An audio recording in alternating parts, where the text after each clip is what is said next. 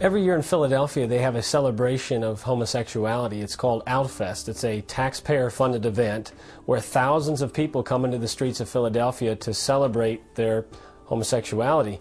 So as Christians, we believe that there needs to be a response to a public celebration of sin, such as Outfest. So our ministry went to Outfest. There were 11 of us in total. And ultimately, we had been arrested for singing Blessed Be the Name of the Lord at this event because we were directed out of the event, and we believe that we had the right to be in the public square just as everyone else. What they do is they set up a stage here on the corner of 13th and Locust where this traffic is coming out. And basically on this stage there's a lot of open lewdness that takes place, a lot of very disturbing things that do take place in front of children. And we were actually entering to the event through this sidewalk here. Right here at this intersection of 13th and Locust, we were blocked by a group of homosexuals who actually linked arms to prevent us from coming into the event. This is a public street. You know where you want. All right, thank you, officer. This here is obstruction. When they have the signs and trying to block us, and their intent, as they said in the Philadelphia Gay News, is to have us block our message blocked. If you feel that way, I think you can seek relief through injunctive relief or through the courts. As I was speaking with him and encouraging him to do something about these whistles that were being blown at us, and they had big pieces of styrofoam that were cut out in the form of angels. And they began to block us with these styrofoam boards so no one can see us. So when they have their pink signs around us, did you give them the same message? They're getting ready to get rid of their signs. But you didn't tell them that they had to get their signs out of here. 11 Christians were arrested that day, including 2 grandmothers. The group became known nationwide as the Philadelphia 11. And they would soon learn that sharing the gospel in public in Philadelphia was considered a hate crime. Kept taking our pictures and fingerprints, and it was, the longer we were being held, I realized that we weren't getting out right away. We were charged with 3 felonies and 5 misdemeanors, which could have put us away for 47 years in jail and $90,000 in fines each. It was totally surreal. I mean, I just couldn't believe.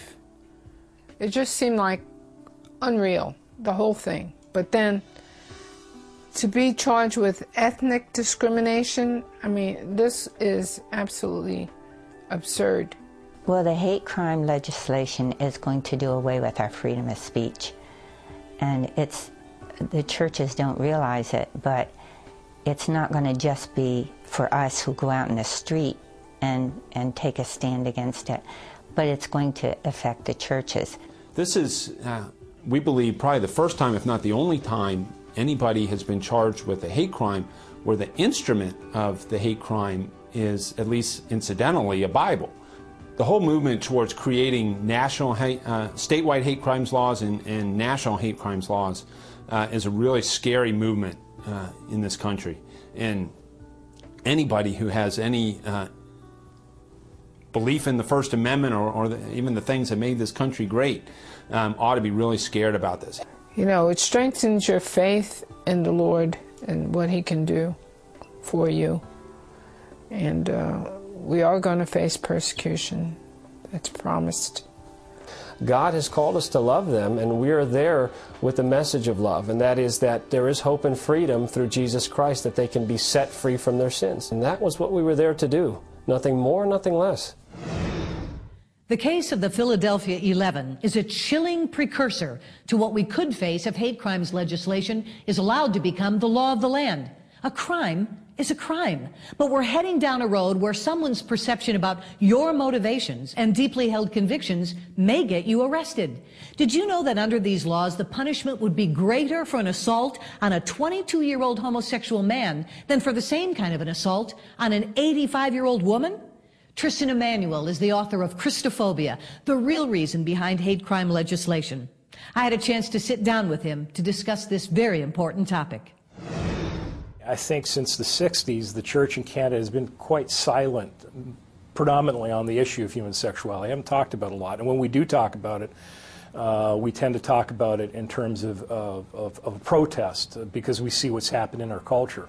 But Having said that, it still has a chilling effect, because what already was a difficult situation where very few pastors were willing to speak, now that's just reinforced the fact that not only is it maybe not what I want to talk about, but it could get me into a lot of legal hot water as a result of being victimized by a law under the guise that this is promoting hatred through speech. And so most pastors don't want to spend time in the court. They don't want to be criminalized for basically sharing the love of Jesus Christ. And so we completely shy away from that legitimate avenue of discussion, morality, because it's now become politicized. It's politicized speech. Then my sense is that that makes what's happening to the church, capital C, universal in Canada, even more threatening, because if they were silent pre the passage of this legislation, this will do nothing but further a chilling effect, which will silence pastors even more. The end result of that is you have a lackadaisical church. You've got the church in many respects at Laodicea. Right. We have compartmentalized where the gospel is allowed to go. That's what we've done. We've embraced the constraints of political correctness, and as it were, imposed that upon the gospel, so that we're prepared to preach the gospel in the private sphere, and we're prepared to preach the gospel and share the good aspects of the gospel to everybody, but we shy away from the comprehensive nature of the gospel. What I'm getting at is the gospel doesn't make sense if you don't establish the context for the gospel, i.e. sin and repentance. And there simply are things that people do that need to be repented of. And though it may be politically incorrect to say it, it needs to be said. Otherwise, the antidote, which is Jesus, doesn't make sense. I mean, fine, absolute free speech can sound pretty harsh. From a Christian perspective, my concern is the whole idea behind the First Amendment was that no government should have the right to bind my conscience, nor the conscience of another individual. No government should have the right to decree doctrinal issues or to hem in issues as profound as human morality and marginalize what is essential for our foundation as a free and open society. We need morality in order to be free, and we need to have people to have the freedom to promote morality in the public square. Laws shouldn't be based on personal indiscretions. Laws should not be based on people's personal scruples or what they feel is odious. Laws need to be based on something much more tangible, much more absolute than just arbitrary opinion, even if that opinion happens to be representative of a lot of people.